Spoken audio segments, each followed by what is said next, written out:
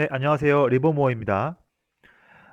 올 한 해 시장을 크게 이끌었던 그 5G 장비 종목들이 한 9월, 10월, 11월 이렇게 2, 3개월 정도 해서 최근에 시장이 오르는 것과는 상관없이 반대의 그런 주가 흐름을 보이고 있어서 좀 아쉬움을 토로하시는 분들이 많이 계신데요. 저 역시도 그 5G 종목들 관련해서 참 웃음 지었던 상황이 많이 있었고, 또 최근 주가 하락으로 인해서 왜 이렇게 빠지지 하는 그런 좀 의아했던 많은 부분들이 있었는데요. 저는 결론적으로 말씀드리면 5G 종목들 같은 경우에는 더 큰 상승을 위한 그냥 일시 후퇴, 잠시 숨고르기라고 저는 보고 있습니다. 물론 이 숨고르기 일정이 이번 한 지금이 11월 중순인데 한 12월까지도 물론 이어질 수는 있다고 보지만 이 흐름이 내내 횡보나 또는 주가 하락이 더 이어질 수는 또한 이어지기는 어렵고요. 다시 또 더 큰 상승을 위한 재도약을 분명히 할 수 있다고 생각 들고, 또 그렇게 될 수 있는 많은 근거들이 있습니다. 제가 그래서 오늘 영상에서는요, 최근 2, 3개월 동안에 장비 종목들이 왜 이렇게 빠졌는지에 대한 이유를 말씀드리고요. 5가지 정도의 이유가 있습니다. 말씀을 드리고, 그럼에도 불구하고 주가가 어떤 근거로 인해서 오를 수 있는지, 물론 제가 제 유튜브에서 또 이전 영상을 통해서 5G에 관련한 좋은 전망들을 말씀드렸지만 한 번 더 좀 추려서 말씀드릴 수 있도록 하겠습니다. 화면에 보시는 것처럼 5G 장비 종목들 주가가 왜 빠지는지 얘기 나와 있는데요.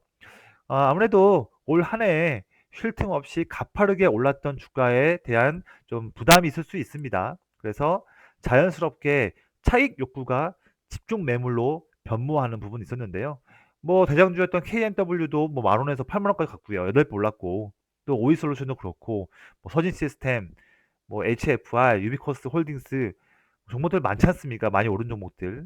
당연히 그러다 보니까 뭐 차익 욕구는, 이런 건전한 차익 욕구는 괜찮습니다. 어차피 기업 가치에 영향이 있는 건 아니니까요. 그래서 어쨌든 1번에 대한 이 이슈도 그래도 주가 하락에 대한 원인이 있었다 부분이고요.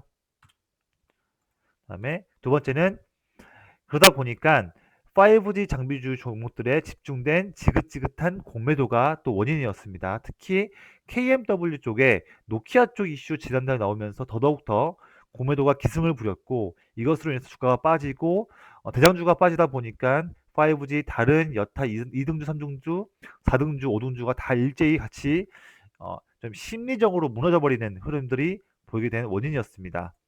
자, 세 번째로는요, 대장주 KMW를 볼 수 있을 텐데, 잠깐 좀 영어로 써놨는데 설명드릴게요. 주요 고객사, 우리가 노키아 쪽을 볼 수 있을 텐데, 이쪽으로부터 이번 3분기 동안에 CR, 우리가 제조업을 볼 때 CR이라는 단어를 많이 좀 보게 됩니다. 이번 기회에 앞으로 뭐 뉴스나 레포트를 보실 때 이런 단어가 있게 되면, 이번에는 지금 다 제 영상 보셔서 이제 내용 이제 이해하시니까 이제는 다음부터 이 용어를 보시면 까먹지 마세요. 이 CR이라고 해서 코스트 리덕션이라고 해가지고 쉽게 단가 인하 요구를 받은 겁니다. 예를 들면 KMW가 예를 들면 뭐 하나 만드는 것들을 고객사에다가 한 단위당 뭐 100원에 판다고 하면, 그 고객사가 이제는 뭐 어떤 이유를 붙여가지고, 야 그러니까 이제 그거 100원 말고 한 95원, 90원에 넘길 수 있느냐라고 요구를 하는데, 결국 그게 협상 과정을 통해서 KMW도 그거를 승인한 것이죠. 결국 결과는 단가가 인하된 부분이 있고요. 그다음에 아래에 좀 약간 좀 어려운 용어인데요. 이것도 간간히 좀 나오는 단어입니다. 럼썸 디스카운트라고 해서 이게 일시불 할인이라는 뜻입니다. 예를 들면 KMW나 어떤 기업이 다른 고객사에게 어떤, 예를 들면 10개 정도의 단위를 항상 팔았던, 그렇게 10개 단위를 뭉쳐서 팔았던 그런 이력이 있다 한다면, 갑자기 고객사가 우리 갑자기 지금 그 물량 많이 필요한데, 야 너네도 우리가 한 번에 많이 사면 뭐 재고도 좀 정리하고 좋지 않냐. 그래서 우리가 항상 너네한테는 10단위씩 샀는데 이번에는 한 50단위를 한 번에 살게. 대신 한 번에 많이 사는 대신 원래 그거 하나당 100원에 우리가 샀었는데, 우리가 한 번에 많이 사는 대신 100원 말고 한 95원이나 90원에 팔아주면 안 되니? 라고 얘기를 하는 거죠. 또 이에 대해서 또 협상 과정이 있었을 때에 결국에는 이렇게 일시불 대량 판매에 대한 할인이 들어간 부분이 이번 주 3분기 때 이슈가 있었습니다. 아마 2분기 대비해서 3분기에 약 1% 정도, 물론 큰 비중은 아니지만 1% 정도의 디스카운트가 있었다고 내용을 좀 들었어요. 근데 이 1%라는 것도 매출 쪽이나 마진 쪽에서는 좀 클 수 있죠. 예, 그래서 이 부분이 좀 노이즈가 되었고요. 네 번째는 국내 이동통신 3사, 그러니까 SKT, KT, LG U+ 이쪽에서 작년 말과 특히 올해 초 또 여름까지 5G 상용화를 무리하게 추진하다 보니까 최근 한 1년 또 최근 한 6개월, 9개월 사이에 너무나 5G 장비 인프라 깔기 위해서 너무나 막대한 돈을 투자했습니다.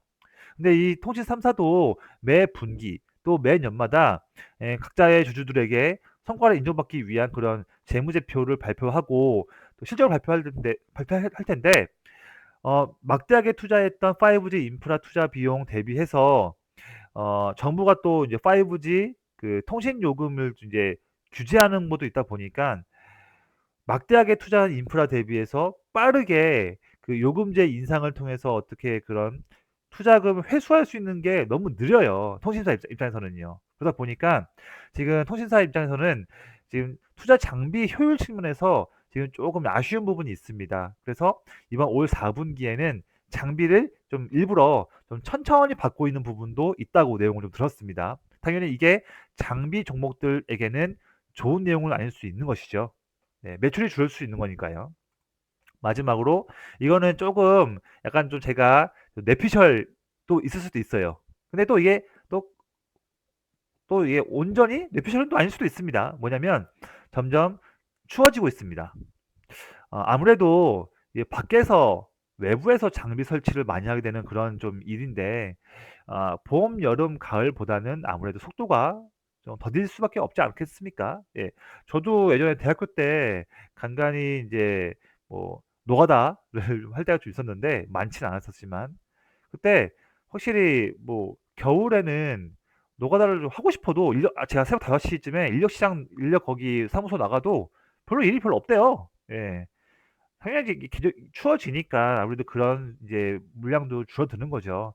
아마 이 장비 설치하는 부분도 역시 그런 부분도 좀 있지 않을까 하는 이거 다섯 번째는 제 뇌피셜입니다. 이거는. 근데 이거는 그렇게 될 수도 있을 것 같아요. 그러니까 이런 모든 부분들이 장비주가 이번 4분기 때 3분기에 좀 미리 좀 빠지게 되는 원인들이 좀 있지 않을까 생각 듭니다. 근데 저는 그럼에도 불구하고 잠시 숨고르기다.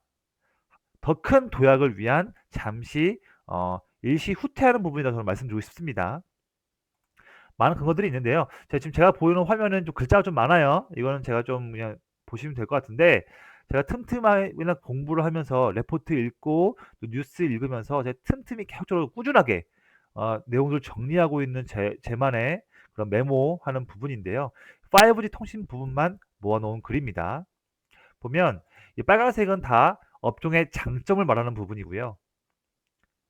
파란색은 단점, 부정적인 부분을 말하는 건데 제가 아무리 내용 체크해봐도 장점만 앞으로도 많이 있고 단점은 별로 없어요. 그래서 저는 이런 많은 근거들로 인해서 5G 같은 경우는 더 크게 성장할 수 있을 것으로 보여지고 만약 현재 지금 종목들이 좀 물려있는 게 있다면 조금은 인내의 시간이 필요하겠지만 무작정 지금 시점에서 지금까지 잘 견뎌왔는데 지금 시점에서는 매도할 필요는 없다 보고 있고요. 생각 들고요.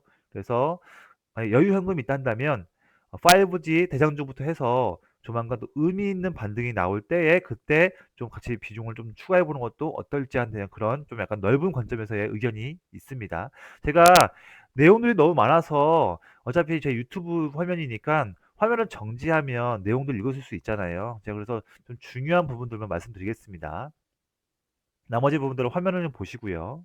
네, 그래서 일단 정부에서도 30조 원 이상 투자해서 2022년까지 5G 전국만 구축을 하겠다고 얘기했고요. 또 글로벌 5G 투자 사이클이 이제 발됐기 때문에 향후 수년간 방향성이 이 정도로 명확한 섹터가 없습니다. 그래서 또 4차 산업혁명, 특히 뭐 IoT, AI, 또 자율주행차 모든 분야에서 5G가 없어서는 안 됩니다. 그렇기 때문에 당연히 더 올라갈 걸로 보여지고요. 그 다음에 음, 현재 지금 4월 달 상용화한 이후에 지금 11월인데 지금도 5G 건물 안에 들어가면 안 터지는 거 아시죠? 그래서 인빌딩 투자는 앞으로 더욱더 크게 늘어날 수밖에 없습니다. 그래서 이 부분도 장점이 앞으로도 볼 수 있을 것 같고요. 그리고 음, 또 내용들을 좀 보면요. 네, 10월 달 초에 이 내용 나왔었죠. 삼성전자가 내년 3월 달쯤에 내년 1분기 내에 5G 상용화 일정이 있는 일본 통신사 KDDI의 5G 통신 장비 기지국을 납품하기로 선정되었고요. 그래서 향후 5년간 납품을 할 것이고 이것이 레퍼런스가 되어서 KDDI뿐만 아니라 삼성의 5G 장비가 일본 통신사 네 가지 통신사 NTT 도코모와 소프트뱅크와 라코텐 모바일 쪽에도 분명히 추가 수주를 할 수 있는 기대감이 있다라고 말씀드렸고요. 또 바로 10월 4일 날 SKT가 또 일본 라코텐 모바일에다가도 5G 인프라 구축 관련해서 2조 1천억 투자 계획을 발표했던 부분도 있습니다. 이 부분들은 좀 큰 모멘텀이 될 수 있는 거죠. 네. 그리고 중국도 이번 11월 1일에 5G 상용화를 하면서 애초부터 하자마자 기지국을 8만 5천 개를 지었어요. 8만 6천 개를 지었어요. 여기 보시면.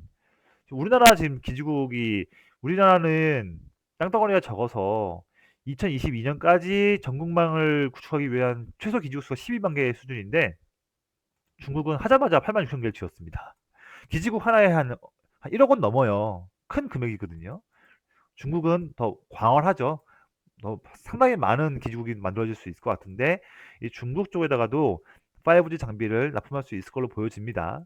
또 그리고 중요한 건 뭐냐면 이 내용도 좀 중요한데요. 우리가 NSA, SA 방식에 대한 부분이 있는데 이 부분이 있죠. 현재는 non 스탠다드 언론, NSA가 non 스탠다드 언론이라고 해서 처음에는 이제 5G 장비와 4G 장비를 같이 현용해서 쓰게 되는 부분으로 하고 있는데 내년부터는 또 내후년부터는 우리나라도 그렇고 중국, 일본, 미국 전부 다 이제 SA 방식, 오로지 5G 장비로만 통신 서비스를 구현하는 방식으로 넘어가게 됩니다. 이 부분이죠. 그래서 이 또 SA 단독 모드에도 해당하는 장비들을 납품하는 기업들도 또 주가가 크게 더 상승할 수 있는 매출이 더 증가할 수 있는 부분이 있습니다. 그래서 이런 부분도 우리가 기대를 좀 해봐야겠죠. 네, 내용도 좀 체크해 보시고 그래서 어, 5G 좀 많이 쉬고 있지만 더 올라갈 수 있는 장점들이 워낙 많이 있기 때문에 말로 거론할 수가 없습니다. 지금 화면에 보시면서 너무 많이 있죠. 그렇기 때문에 자신감을 가지시고 저도 또 5G 종목들 관련해서 또 한 번 또 중요한 또 이슈가 있게 되면 한 번 더 내용을 정리해서 다시 또 이 자리를 마련해서 말씀드릴 수 있도록 하겠습니다. 힘내시고요. 성투하시길 바라겠습니다. 감사합니다.